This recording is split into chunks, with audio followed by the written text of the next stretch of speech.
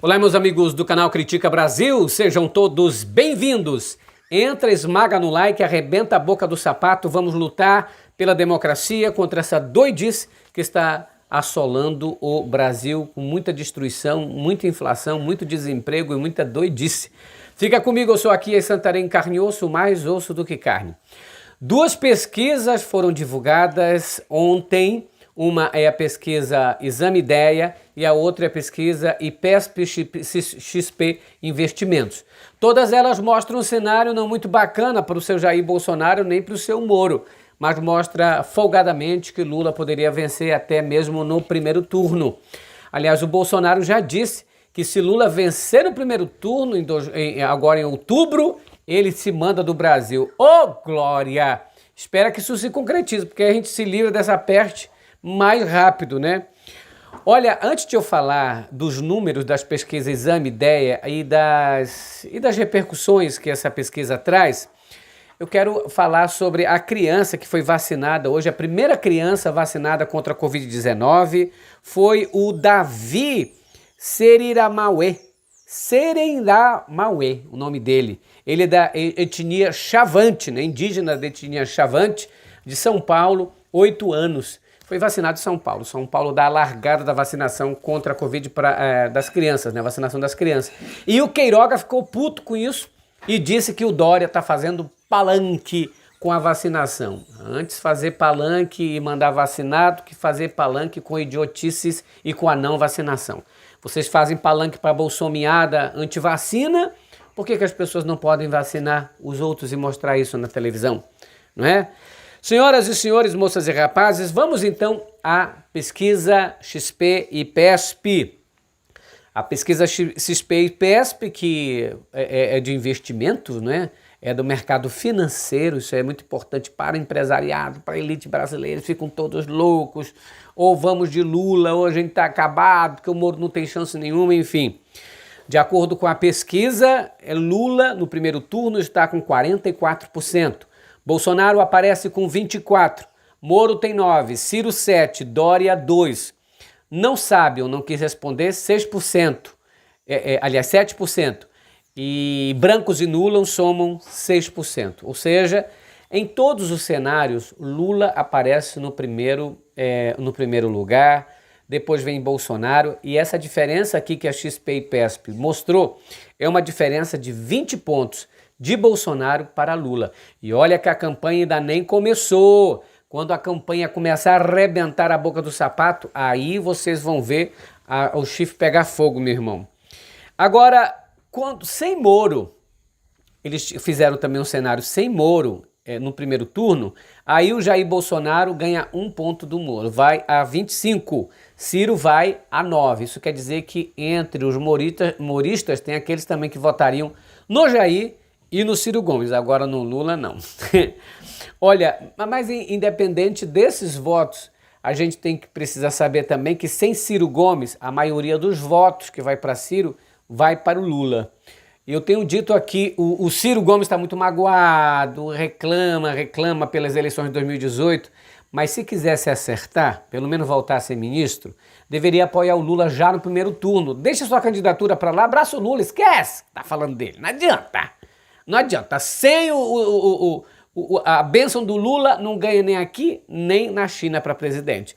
Então faça algo bom, desista. E aí o Lula erra logo no primeiro turno e para com essa palhaçada. Olha, aí o seguinte, no segundo turno, Lula vence de Bolsonaro de 56 a 31. Lula vence também de Moro de 51 a 32. Lula vence Ciro de 51 a 25. E também fizeram cenários de outros candidatos contra o Bolsonaro. Ciro dá 43, Jair 34, Dória fica com 42 e Jair 35, e Moro 36 e Bolsonaro 29. Ou seja, Bolsonaro perde para todos eles nesse cenário aqui de segundo turno, esse aí o Lula. Agora, quando colocado o Lula contra esses candidatos, o Lula soma acima de 50 pontos e vence do Ciro, vence do Dória, vence do Moro e vence do Bolsonaro. Senhoras e senhores, tem a outra pesquisa que deixou a bolsominhada, a gadaiada enfurecida. A pesquisa Exame Ideia diz que antes os evangélicos eram 34 para o Bolsonaro, 14 para o Lula. Agora os evangélicos são 27 para Bolsonaro e 20% para Lula. Ou seja, o número de evangélico, meio evangélico, tadinho, que acredita ainda na história da caronchinha, na história de que o Bolsonaro é de Deus, de que o Bolsonaro é gente boa, está sumindo. Os evangélicos vão começar a perceber. É como a Bíblia diz, que a sabedoria sabedoria do justo é como a aurora, que vai brilhando mais e mais até ser dia claro. Quando eles perceberem, espero que não seja tarde demais para o voto deles, mas está na hora dos evangélicos estarem do lado realmente de quem não usa a Bíblia como barganha, de quem não usa religião para enganar as pessoas. Se você é um candidato, use o seu caráter, o seu plano de governo para conseguir votos. Agora, dizer que é de Deus, dizer que é de Jesus, isso é golpe baixo e é enganar a população brasileira. Olha, a pesquisa Exame Ideia fez, então, simulação de primeiro turno. Lula aparece com 41%, Bolsonaro 24%, Moro com 11%, Ciro com 7% e Dória com 4%.